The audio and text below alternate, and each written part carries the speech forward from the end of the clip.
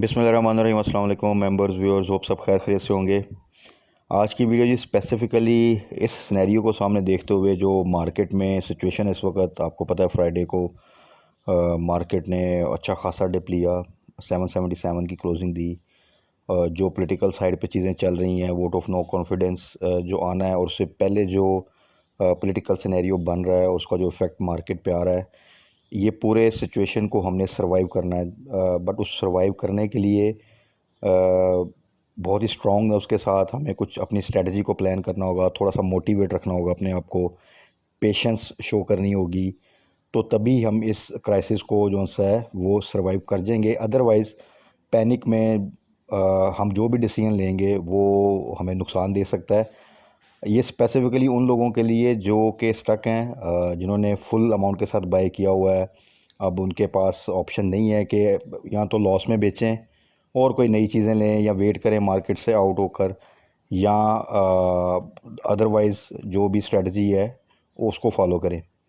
जिनके पास cash in hand है उनके लिए भी ऑब्वियसली ये मोमेंट जो सी है वो थोड़ी सी कन्फ्यूजन का बायस है कि क्या यहाँ पर कोई चीज़ें एवरेज की जाएँ या स्टिल वेट किया जाए। बहुत से दोस्तों ने पूछा भी कि अभी कि हमें बाय करना चाहिए फ्राइडे को, तो मैंने यही था कि अभी थोड़ा सा वेट, क्योंकि मार्केट ने डेफिनेटली डिप मज़ीद लेना है। रोल ओवर वीक भी है नेक्स्ट जोन सा है। उसके अलावा ये जो वोट ऑफ नो कॉन्फिडेंस का इशू है, ये कोई इतना स्मूथली लग ही नहीं रहा। तो इससे पहले क्या प्रॉब्लम होती है, कोई खुदा न खास्ता कोई वायलेंस तो नहीं हो जाएगा।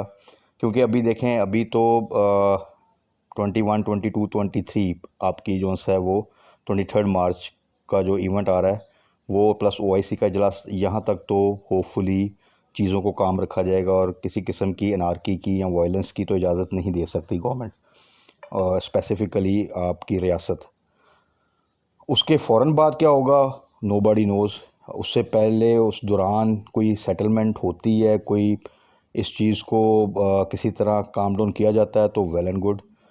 और कोशिश और मेरा ख़्याल है कि पाकिस्तान में यही होगी कि जितना भी ये चीज़ जो सी है वायलेंट ना हो उतना बेहतर है, ये हम सबको पता है। और जितनी जल्दी ये चीज़ कंक्लूड होगी, चीज़ें सेटल डाउन होंगी, उतना ही एज ए कंट्री मुल्क के लिए भी बेहतर है और मार्केट के लिए भी बेहतर है। और अगर ये चीज़ें खुदा न खास्ता प्रोलॉन्ग करती हैं या वायलेंस की तरफ जाती हैं तो उसके नताइज कुछ भी निकल सकते हैं। तो फिर वो डेफिनेटली इतने बड़े क्राइसिस में market is just a part of this system, और इसका एक बिज़नेस का एक हिस्सा है। तो डेफिनेटली उस तरफ ना तो गवर्नमेंट का ध्यान वैसे भी इतना नहीं था, ना फिर ये होता कि मार्केट किस तरफ जा रही है, और वो चीज़ें ज़्यादा ब्रॉडर स्पेक्ट्रम के ऊपर जो सा फिर टैकल होती हैं। तो आपको काफ़ी अर्सा के लिए फिर वेट करना पड़ता है उस सिचुएशन में। लेकिन देखें, इस सारे सिनेरियो में अगर आप एज ए इन्वेस्टर सोचें तो पैनिक में आना सिर्फ उसी वक्त बनता है जब कि खुदा न खास्ता आपके मुल्क में एक वॉर लाइक सिचुएशन हो जाए, तो उसमें तो सब कुछ ख़त्म हो जाता है। जब एक क्राइसिस, और आपको ये पता है क्राइसिस थोड़ा सा लिंगर ऑन हो सकता है, क्राइसिस में एक इशू आ सकता है, लेकिन अल्टीमेटली ये ऐसा तो नहीं हो सकता कि अगले आने वाले पूरे साल में ये क्राइसिस ऐसे ही चलता रहे। इसने अल्टीमेटली सेटल होना है और चीज़ों ने स्टेबिलिटी की तरफ जाना है। और पाकिस्तान में ऑब्वियसली जो चीज़ें चल रही हैं इंटरनेशनल लेवल पे, हम जिस ब्लॉक में हैं, जो चीज़ें हैं वो सारी चीज़ें इसी तरह ही मैनेज होंगी बेहतर तरीके से। तो अल्टीमेटली जो फिर ये क्राइसिस से निकलेंगी चीज़ें, तो फिर जो इनके प्रीवियस हाई थे, जो अच्छी प्राइसेस थी, जो अच्छे स्टॉक्स हैं, वो तमाम चीज़ें वापस आएंगी, जो कि बारहा दफ़ा ऐसे हो चुका। हम पता नहीं कितने क्राइसिस में गए, 2008 का क्राइसिस आया, उसके बाद आपको पता है बेनज़ीर एसोसिएशन जो सी हुई थी, असैसिनेशन 2009 में, फिर गवर्नमेंट आई थी ज़रदारी की। फिर उस वक्त क्या सिनेरियो था आप सबको याद होगा, मार्केट कुछ अर्से के लिए बंद भी हो गई थी, ट्रेडिंग रोक दी गई थी, और एवरी डे चीज़ें लोअर लॉक पे जाती थी, पहले भी डिस्कस किया हमने। फिर आपको पता है कि जब से इमरान खान की गवर्नमेंट आई, उसमें इनिशियल जब IMF का इशू हुआ तब भी मार्केट ने कोई 14-15 हज़ार की डिप ली। फिर कोविड का सिनेरियो आया, मार्केट 43,000 से 28,000 पे आ गई। वो तमाम क्राइसिस देखें कवर करके कुछ इतना हालात जो से थे वो बहुत बेहतर नहीं हो गए थे, लेकिन वो क्योंकि क्राइसिस की वजह से डाउनफॉल था। जैसे ही क्राइसिस से हम निकले तो मार्केट ने इमीडिएटली दोबारा से फिर उसने 49,000 का हाई भी टच किया। फिर छोटे छोटे इश्यूज आते रहे, 4, 5, 6 हज़ार पॉइंट की तो जो सी ड्रॉप है वो आपने पिछले पूरे साल में देखा होगा कि 12 दफ़ा आया और वो उतना ही फिर वो उसी बैंड में फिर चीज़ें बाउंस बैक की। तो इसमें पूरे सिनेरियो में देखें, हम लोगों में और सक्सेसफुल लोगों में फ़र्क सिर्फ यही है कि सक्सेसफुल लोग जो है वो जो कोट करते हैं उसको उन्होंने लाइफ में इम्प्लीमेंट किया होता है और अपने एक्सपीरियंस की बेस पे वो बताते हैं। हम लोग उनके कोट सुनते हैं, इंस्पायर होते हैं, बट प्रैक्टिकल जब टाइम आता है तो हम अपनी नर्व्स को, अपने टेम्परामेंट को कंट्रोल नहीं कर सकते और एक्ट जो हमारा होता है वो उसके बरखिलाफ़ होता है, जिसकी वजह से हमें वो रिज़ल्ट नहीं मिल सकते जो कि किसी सक्सेसफुल पर्सन की एडवाइस को फॉलो करके मिलने चाहिए। जब तक हम प्रॉपर्ली फॉलो नहीं करेंगे तो वो रिज़ल्ट भी हमें नहीं मिल सकते। प्लस पाकिस्तान की स्टॉक मार्केट देखें, वो ज़रा डिफरेंट है दुनिया की स्टॉक मार्केट में प्रॉपर सिस्टम्स हैं, वहाँ पे मैनिपुलेशन कम होती है। उनके अपने कंट्री में ज़्यादातर इन्वायरमेंट स्टेबल रहता है। क्राइसिस आते हैं साल बाद। हमारे प्रॉब्लम ये है कि क्राइसिस टाइम टू टाइम आते रहते हैं, अनसर्टेनिटी बहुत ज़्यादा है, मैनिपुलेशन बहुत ज़्यादा है। तो इसलिए यहाँ पर आप देखें तो फ्लक्चुएशन बहुत ज़्यादा है। उस फ्लक्चुएशन में हाई रिस्क हाई रिटर्न होता है और सम टाइम जब आप क्राइसिस में से निकलते हैं तो आप देखेंगे कि उस ईयर फिर आता है कि जी Pakistan stock market best stock market in the world भी रही है बड़ी दफ़ा, क्योंकि रिटर्न्स बहुत हाई होते हैं। इसी तरह वर्स्ट स्टॉक मार्केट भी रही है, क्योंकि डिप भी बहुत ज़्यादा आता है तो लॉस भी बहुत ज़्यादा होता है। तो इस सारे सिनेरियो में अगर आप देखें इस वक्त world wide Warren Buffett is one of the greatest investor और स्टॉक मार्केट पर्सन, और वर्ल्ड नंबर 2 काफ़ी दफ़ा टॉप 5 में रिचेस्ट पर्सन में रहे। तो उसमें देख लें कुछ कोट्स जस्ट टू मोटिवेट कि market downturn doesn't bother us, it is an opportunity to increase our ownership of great companies with great management at good prices. Reason वही कि जब क्राइसिस आता है तो जो अच्छी कंपनी है वो और अच्छे रेट पे आपको मिल रही हैं, तो this is an actually an opportunity.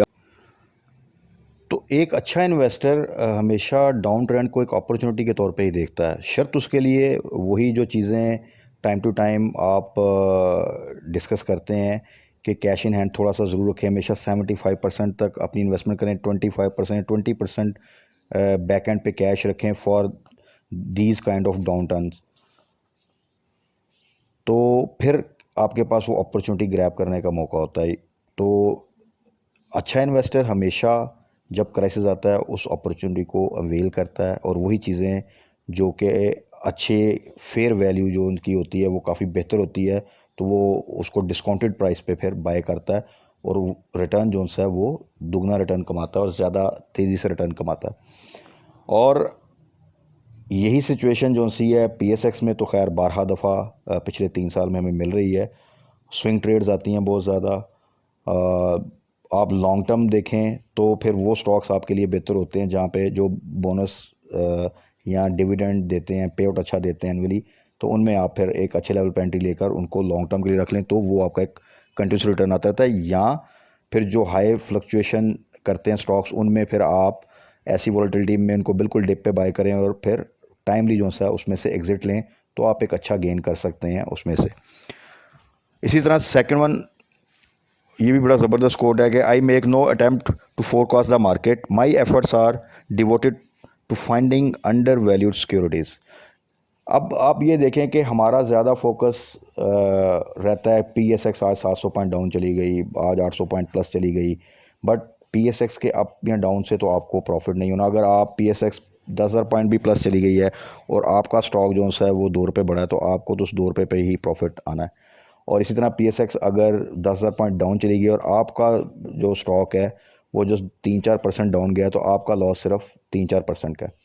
सो ये it all depends on stock कि जो आपने किस रेट पे बाय किए हैं और कहाँ पर आपने एग्ज़िट लिया है और कहाँ पे उनको बाय बैक किया है। एक्चुअली आपका प्रॉफिट लॉस उसने डिसाइड करना है।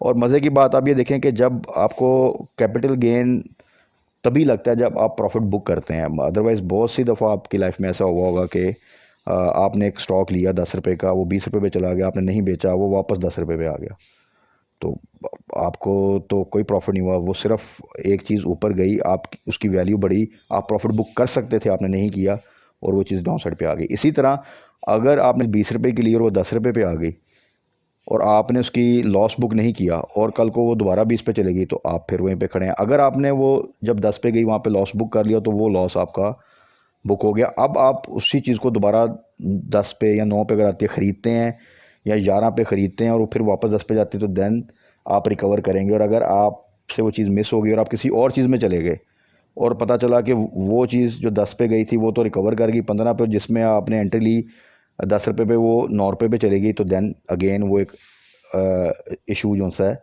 वो हो जाता है। तो इसी तरह बेसिकली हम लोगों ने अपनी चीज़ों को थोड़ा सा मैनेज करना होता है और थोड़ा सा पेशेंस के साथ कि हमारी इन्वेस्टमेंट है, इस इन्वेस्टमेंट को अगर कंपनी डिफ़ॉल्ट नहीं कर सकती, अगर कंपनी के बिज़नेस चल रहे हैं, उसका प्रोसेस चल रहा है, उसकी सेल सही जा रही है, उसकी ईपीएस ठीक आ रही है, तो देन नथिंग टू वरी। किसी तरह कोशिश करके इन क्राइसिस में सरवाइव करें। और अगर आपके पास बैक एंड पे पैसे हैं तो वेट करें, बिल्कुल जब चीज़ें बॉटम आउट हो और आपको लगे कि अब चीज़ें क्लियर हो रही हैं और बेहतरी की तरफ जा रही हैं, तो देन वहाँ से दोबारा एंट्री लेकर अपनी एवरेज बेहतर करें और वही चीज़ों पे आप एक अच्छा प्रॉफिट गेन कर सकते हैं।